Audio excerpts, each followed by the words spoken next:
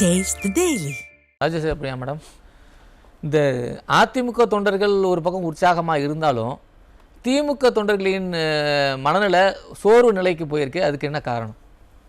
அதுக்கு ஒருவேளை கமலஹாசன் அவர்களே 15 சீட்டு கேட்குறாருங்கிறதா இருக்கலாம். ஏன்னா இன்னைக்கு திமுகவோட கூட்டணியோட நிலை அப்படிங்கிறது உறுதி செய்யப்படவில்லை. அதாவது இல்ல சீட்டு உறுதி செய்யப்படவில்லை, அவர்களுடைய கருத்துக்கெல்லாம் முரண்பாடு இருக்கு. இப்ப காங்கிரஸ் உட்பட அவர்கள் மற்ற கட்சியை பத்தி அவங்களோட சின்னத்தை பத்தி பேசுறது அந்த மாதிரி நிறைய இருக்குல்ல. விசிக தலைவர் கூட்டணிக்குள்ள வந்த மாதிரியே தெரியலையே. அதான் சொல்றேன், அவங்க ரெண்டு மனநிலையில இருக்காங்க. விசிக தலைவர் திரு மாறன் அவர்கள் விஜய் அவர்களை பற்றி கவலைப்பட்டு இருக்காரு. நீங்கள் பாஜகவை பற்றி பேசணும், பாஜக அழுத்தம் கொடுத்தா நீங்கள் சேர்ந்துடக்கூடாதுன்னு. அப்போ அந்த அளவுக்கு பாசமாக அந்த இன்னொரு கட்சி மேலே அவங்க நாட்டம் இருக்குது. அப்போ இன்னும் உறுதி செய்யப்படாத ஒரு கூட்டணியாகத்தான் திமுக கருதப்படுது. இப்போ இந்தியா அலைன்ஸ் ரொம்ப தெள்ள தெளிவாக எல்லாவற்றையுமே கிளியர் கட்டாக நேற்று ஓரளவுக்கு எல்லாமே பண்ணி முடித்த பிறகு தொண்டர்கள் உற்சாகமாக இருக்காங்க. அவங்க நிச்சயமாக வெற்றி நமக்கு தான் அப்படிங்கிற எண்ணத்தோடு செயல்பட தொடங்கி செயல்பட்டு இருக்காங்க. இந்த பக்கத்தில் இது மாதிரி ஒரு உறுதித்தன்மை இல்லாத ஒரு நிலை இருக்கும்போது அவர்களுக்கு வருத்தமாக இருக்குது. நீங்கள் சொல்கிற மாதிரி தொண்டர்கள்லாம் துவண்டு போயிட்டாங்க. இப்போ அடுத்து என்ன ஆக போகுது? ஏன்னா இன்றைக்கி இப்போ தான் நான் நியூஸ் பார்த்தேன், லிஸ்ட்டு கொடுத்துருக்காரு. திமுக தலைமை அலுவலகத்துக்கு போய் 15 தொகுதிகளையும் குறிப்பிட்டு திரு கமலஹாசன் அவர்கள் 15 சீட்டுக்கு ஒரே ஒருத்தர் தான் உறுதியாக இருக்கார். திரு கருணாஸ் அவர்கள் தான் எனக்கு சீட்டு கொடுக்கலனாலும் நான் திமுகவோட நிலைப்பாட்டிலே இருப்பேன்னு இதுவரைக்கும் உறுதியாக இருக்கிறது நான் பார்த்த செய்திகளின் அடிப்படையில் அவர் மட்டும்தான் நினைக்கிறேன். மற்றபடி யாரும் அங்கே உறுதியாக இல்லை. ஏன்னா எல்லாருக்குமே இரட்டை இலக்கத்தில் சீட்டு வேணும்னு கேட்குறாங்க. எல்லாருடைய கணக்குமே அதிகமாக இருக்குது. அப்போ எப்படிங்கிற ஒரு குழப்ப நிலை அங்கே. அப்போ இருமாப்போடு 200 நிற்கிறதுலாம் என்ன மேடம்? அவங்க சொன்னதெல்லாம் என்ன ஆகுது? அதெல்லாம் சொல்ல வேண்டியது தான். அதெல்லாம் அவங்க இப்போ வேற என்ன பண்ணுறது? தோல்வி பயம் வேற என்ன பேச முடியும்? அது மாதிரி ஏதாவது பேசிகிட்டு இருக்க வேண்டியது. இந்த மதுராந்தக மாநாடு ஸ்டாலின் தூக்கத்தை கலைச்சிருச்சா? கண்டிப்பாக கண்டிப்பாக. ஏன்னா மிக குறுகிய காலகட்டத்துக்குள்ள இவ்வளோ ஒரு பிரம்மாண்டமான ஒரு மாநாடு நடத்தியிருக்காங்கன்னா உண்மையிலேயே ஆச்சரியமாக இருக்குது, மிகப்பெரிய ஆச்சரியமாக இருக்குது. அந்த ஒரு 7 நாள் தான் நினைக்கிறேன். மக்கள் கூட்டமும் பார்த்தீங்கன்னா ஸ்டேஜுக்கு முன்னாடி எவ்வளோ பேர், ஸ்டேஜை சுற்றி எவ்வளோ பேர், பிரம்மாண்டமான கூட்டம். அதுவும் உணர்வுபூர்வமான கூட்டம். அது அவங்க தலைவர்கள் பேசும்போது அங்கேருந்து வந்த ரியாக்ஷன்ஸ் வச்சே தெரிஞ்சுக்கலாம். இது உணர்வுபூர்வமாக எல்லா தலைவர்களையும் பார்க்க வேண்டும் என்பதன் அடிப்படையில் வந்த ஒரு நேச்சுரல் க்ரௌடு அது. அதனால் இயற்கையாக வந்த கூட்டம். இன்னும் நிறைய பேர் வர முடியாமல் டிராஃபிக்கில் ஜாம் ஆனவங்க, இதுவே கிட்டத்தட்ட பல்லாயிரக்கணக்கான பேர் உள்ளே வர முடியாமல் நிறுத்தி வைக்கப்பட்டார்கள் காவல்துறையினரால். ஆமாம், திரு பாரிவேந்தர் ஐயா அவர்களையே உள்ள அனுமதிக்காமல், அதுவும் 800 மீட்டர் தூரம் தான் அனுமதிக்கணும் அப்படின்னு சொன்னா. ஆமா, அந்த பாஸ், மேடை பாஸ் இருக்கு, எல்லாமே இருந்திருக்கு. ஏற்கனவே தமிழகத்துல பிரபலமான ஒரு நபர் அவரு. அப்படி தெரிந்தும் அவருக்கே அனுமதி கொடுக்கல அப்படின்னா காவல்துறைக்கு எந்த அளவுக்கு அழுத்தம் கொடுத்திருக்கு திமுக நம்ம தெரிஞ்சுக்கணும். இது பயத்தின் வெளிப்பாடா? இதெல்லாம் நிச்சயமாக இது பயத்தின் வெளிப்பாடு, இயலாமையின் வெளிப்பாடா கூட பார்க்கலாம். அவர்களால இவங்க என்ன செய்யறதுன்னே தெரியாம அந்த இயலாமையின் காரணமாகத்தான் நேற்று நடந்த பாரிவேந்தர் ஐயாவை நிறுத்திய சம்பவம் கூட. அவரே ரொம்ப வருத்தப்பட்டு பேட்டி கொடுத்திருந்தார் பாருங்க, இது மாதிரி பண்ணிட்டாங்க காவல்துறையினர். அதனால ஒட்டுமொத்தமாக திமுக செய்வதறியாமல் என்ன பண்றதுன்னு தெரியாம இருக்கக்கூடிய ஒரு சூழ்நிலைக்கு தள்ளப்பட்டிருக்கு. முன்பெல்லாம் அவங்க என்னென்னமோ சொன்னாங்க, கட்சி அப்படி இருக்கு இப்படி இருக்கு, உடஞ்சி கிடக்குறாங்க, அப்படி இருக்காங்க இப்படி இருக்காங்கலாம் பேசுனாங்க. இன்னைக்கு மிக வலுவாக ஒரு கூட்டணியாக எதிர்க்கட்சி தலைவர் மாண்புமிகு எடப்பாடி கே பழனிசாமி அவர்கள் மிக அருமையான கூட்டணியை அமைத்து இன்னைக்கு வலுவான கூட்டணியாக அவர்கள் கூறியது போல 210 தொகுதியில் வெற்றி பெறுவோம் அப்படின்னு சொல்லியிருக்காங்கல்ல, அது 100% வெற்றி பெற முடியும். எதிர்ப்பலை அதிகமாக இருக்குது. இன்றைக்கி சட்ட ஒழுங்கு சீர்கேடு, பெண்களுக்கு எதிரான குற்றங்கள், இளைஞர்கள்லாம் போதை வழியில் அதிகமாக போக ஆரம்பிச்சிட்டாங்க, ஏகப்பட்ட போதைப் பொருள்கள் புழக்கம் அதிகமாயிட்டு. இதன் அடிப்படையில் கண்டிப்பாகவே மக்கள் திமுக மேலே ஒரு கோபத்தோடு தான் இருக்காங்க. இந்த கோபத்தை கண்டிப்பாக அவங்க நீங்கள் பேசும்போது பெண்கள்லாம் மகிழ்ச்சியாக, இன்றைக்கி சட்டமன்றத்தில் பெண்கள்லாம் மகிழ்ச்சியாக இருக்காங்க, நான் இது வரைக்கும் 29,000 கொடுத்துருக்கேன்னு சொல்கிறாரு. மாதம் 1000 ரூபா கொடுத்தாலும் 29,000 அவங்களை போய் சேர்ந்துருக்குன்னு பெருமையாக சொல்லிக்கிறாரு. இது உரிமை தொகைன்னு சொல்லியிருக்காங்க. முதல்ல புரிஞ்சுக்கணும், உரிமை அப்படின்னு சொன்னாலே அது எல்லாருக்குமானது.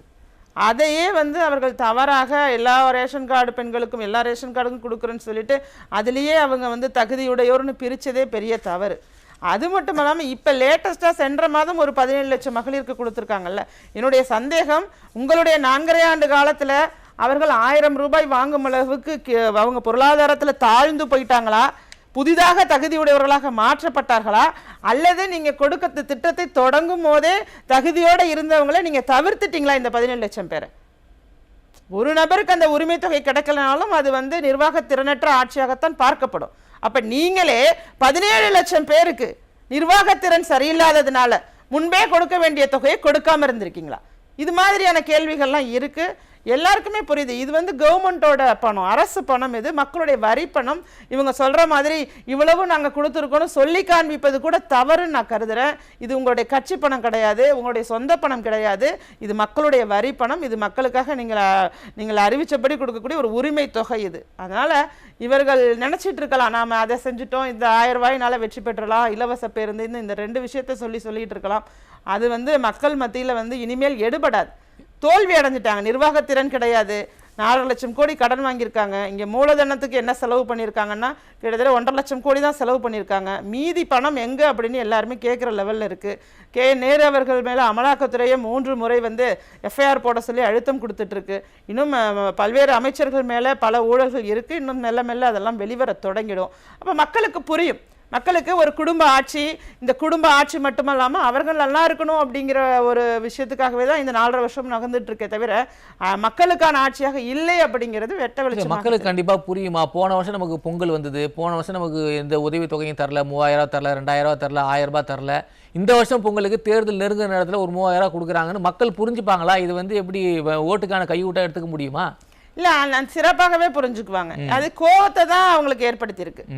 ஏன்னா எங்களை வந்து இந்த அளவுக்கு ஒன்றும் தெரியாதவர்கள் மாதிரியே நீங்க நினைச்சிட்டு இருக்கீங்கல்ல அப்படிங்கிற மாதிரியான ஒரு கோபத்தை தான் மக்கள் மத்தியில் உருவாக்கியிருக்கோம்.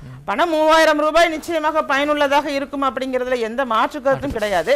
ஆனா இதே தொகையை சென்ற ஆண்டும் கொடுத்துருக்கலாம். ஏன் சென்ற ஆண்டு நீங்க பொங்கல் பரிசு தொகையை கொடுக்கல? அப்ப அந்த கோபம் இருக்கும்ல. இப்ப கொடுத்ததே மகிழ்ச்சி அடைகிறாங்கல்ல. அதே மாதிரி 4 வருஷமாவும் கொடுக்காம இருந்ததோட கோபத்தோட வெளிப்பாடும் அவர்களிடம் இருக்கு. இப்ப கொடுக்கறது தேர்தலுக்காக தான், கையூட்டு மாதிரி தான் கொடுக்குறாங்க அப்படிங்கிற மிக தெளிவான ஒரு புரிந்து கொண்ட மனப்பான்மையோட தான் மக்கள் இருக்காங்க. அதுல எந்த மாற்று கருத்தும் கிடையாது. இல்ல அதுதான் இப்ப இல்லத்தரசிகள் ஒரு பக்கமா இருந்தாலும் இப்ப இந்த அரசு ஊழியர்களுக்கான அந்த சலுகைகள் இன்னைக்கு வரைக்கும் அறிவிச்சுட்டே இருக்கிறாரு. தேர்தல் நெருங்குற நேரத்தில் இந்த அறிவிப்புகள் வருவதற்கான காரணம் என்ன மேடம்? அது ஏமாற்று வேலை தான். இதுதான் திமுகவுடைய கைவந்த பகுதி நேர ஆசிரியர்கள் இந்த பொய் வாக்குறுதிகளை கொடுத்து தானே அவங்க ஆட்சிக்கே வந்தாங்க. இன்னைக்கு வந்து தமிழ்நாடே ஒரு போராட்ட களமாக மாறி பகுதி நேர ஆசிரியர்களாக இருக்கட்டும், ஆசிரியர்கள், செவிலியர்கள், தூய்மை பணியாளர்கள், எல்லா துறையை சேர்ந்தவர்களும் போராட்ட களத்தில் இறங்கி இன்னைக்கு போராட்டம் செய்கிறாங்கன்னா அதற்கு காரணம் என்னன்னா பொய் வாக்குறுதிகளை நம்பி நிச்சயமாக அவங்க செய்வாங்க நம்பி அவர்கள் எல்லாம் தேர்தல் பணியாற்றியிருக்காங்க திமுகவுக்கு. இன்னைக்கு எதுவுமே செய்யலைன்னொன்னா அதோட கோபத்தை வந்து இன்னைக்கு களத்தில் இறங்கி போராடி வெளிப்படுத்திட்டு இருக்காங்க. இந்த சூழ்நிலையிலும் தயங்காம ஒரே டெக்னிக், நமக்கு பொய் சொல்றது மட்டும்தான், நம்ம அட்ராக்ஷனா நம்ம சதுரங்க வேட்டை மாதிரி எப்படி ஏமாத்தணுங்கிறது மட்டும் போதும். அதே ஐடியா, அதே ஃபண்டமெண்டல் ஃபார்முலாவிலேயே தான் திமுக செயல்பட்டு இருக்கு. அந்த ஃபார்முலா இனிமே பலிக்காது, மக்கள் மத்தியில பலிக்காது. அதுதான் இப்ப எப்படி அது ஆட்சி முடியும் தருவாயில வந்து பகுதி நேர ஆசிரியர்கள் நிரந்தரம் செய்யும் போது உங்களுக்கு வந்து மதிப்பெண்கள் வந்து கணக்கிடப்படும் அப்படின்னு சொல்றாரு. அங்கன்வாடி ஊழியர்களுக்கு ஓய்வூதியம் வந்து உயர்த்தி தரப்படும் சொல்றாரு. இவ்வளவு நாளா என்ன அரசு தூங்கிட்டு இருந்தா? இப்பதான் வந்து தேர்தல் வரும்போது தான் இவங்களுக்கு வந்து அரசு ஊழியர்களின் கவனம் பெறாங்களான்னு கேட்குறேன். இந்த அரசுக்கு நிச்சயமாக அது கவனம் பெறுவதில்லை. இப்போ வந்து முதல்ல 10 ஆண்டு காலம் அவங்க ஆட்சி அதிகாரத்தில் இல்லாததுனால இந்த 4.5 வருஷத்தை பயன்படுத்தி என்னென்ன பண்ண முடியும், எப்படி கொள்ளடிக்க முடியும், எப்படி ஊழல் செய்ய முடியும். ஏன்னா இப்போ ஆட்சிக்கு வந்து 1 வருஷம் 1.25 வருஷத்திலேயே நிதித்துறை அமைச்சராக இருந்த அவர் பேசுனதை நம்ம பார்த்தோம். பிடிஆர் அவர்கள் பேசின ஆடியோ 30,000 கோடி அடிச்சிட்டாங்கிற ஆடியோவை நம்ம கேட்டோம்.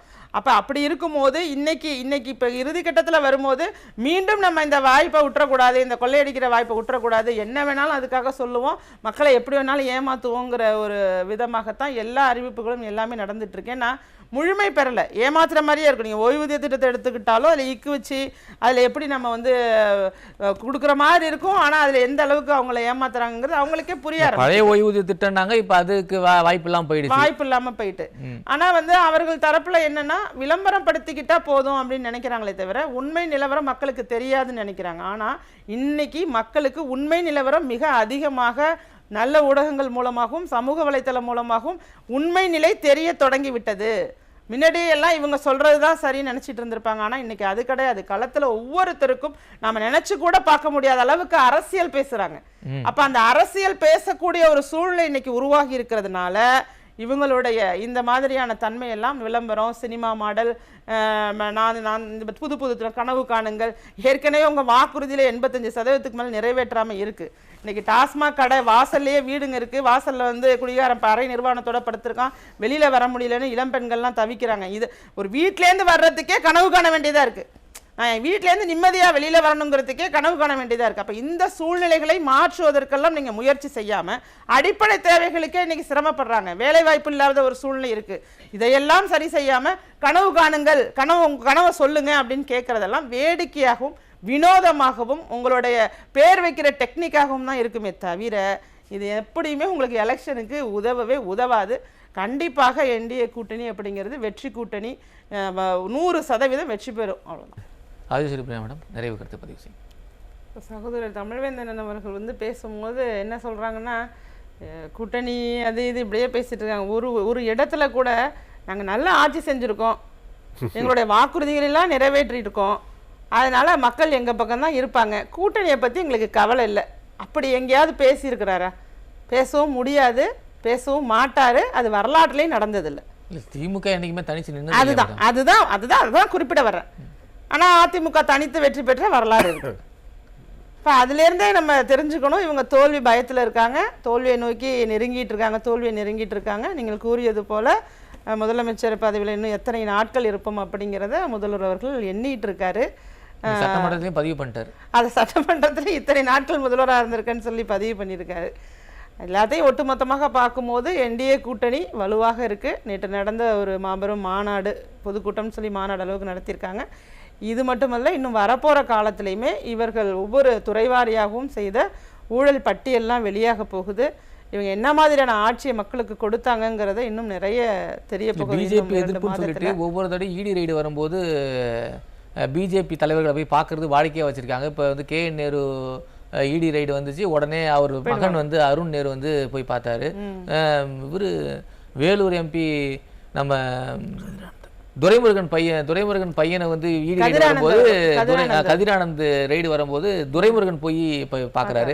தொடர்ச்சியாக இடி ரைடு வந்தால் பிஜேபியோட இணக்கமாக இருக்கிறதும், வெளியே வந்தோடனே நாங்கள் பிஜேபி எதிர்ப்புன்னு காமிக்கிறது, திமுகவுக்கு இந்த இரட்டை நிலைப்பாடு என்னவா பார்க்கறது? இது எல்லாம் மக்களுக்கு தெளிவாக தெரிஞ்சுட்டு தனக்கு ஒன்றுன்னா உடனே பதறி போகிறாங்க, தன் மேலே உள்ள வழக்குலேருந்து எப்படியாவது தப்பிக்கணும் அப்படின்னு நினைக்கிறாங்க. அப்படிங்கிறதும்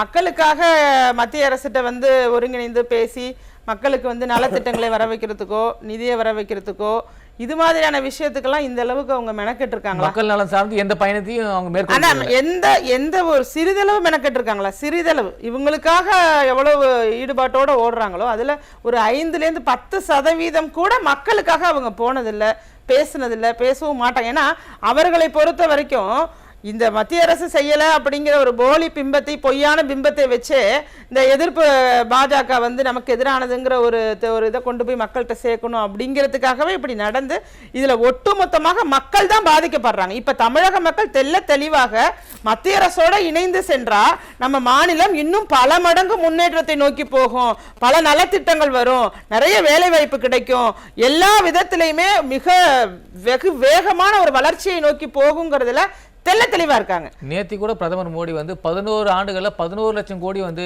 தமிழகத்துக்கு நாங்க வந்து நிதியா கொடுத்துருக்கோம் அப்படின்னு சொல்லி அந்த கணக்கு வழக்கு எல்லாமே எங்க மக்களுக்கு இன்னைக்கு தெரிய தொடங்கிட்டு. இன்னைக்கு சகோதரர் இப்ராஹிம் அண்ணன் அவர்கள் வந்து இஸ்லாமியராக இருந்துட்டு இன்னைக்கு இந்த அளவுக்கு திமுகவை எதிர்த்து பேசுறாங்க அப்படின்னு சொன்னா, அவர்கள் பேசுற ஒவ்வொரு பாயிண்ட்ல ஏதாவது மாற்று கருத்து இருந்தா நீங்க யார் வேணாலும் வந்து முன்மொழியலாம், இல்ல அவங்க பேசுற தப்புன்னு. உணர்வு பூர்வமாக அவர் சார்ந்த மதத்தையும் நேசிக்கிறார், மக்களையும் நேசிக்கிறார். அதன் அடிப்படையில் இப்படியெல்லாம் நம்ம ஏமாந்துட்டோம், இனிமேல் ஏமாறக்கூடாது இவர்களிடம் அப்படின்னு சொல்றாரு. இவங்க மாதிரியே இன்னைக்கு களத்துல பலாயிரக்கணக்கான லட்சக்கணக்கான இஸ்லாமியர்கள் இருக்காங்கிறதையும் நான் பதிவு செய்ய விரும்புறேன்.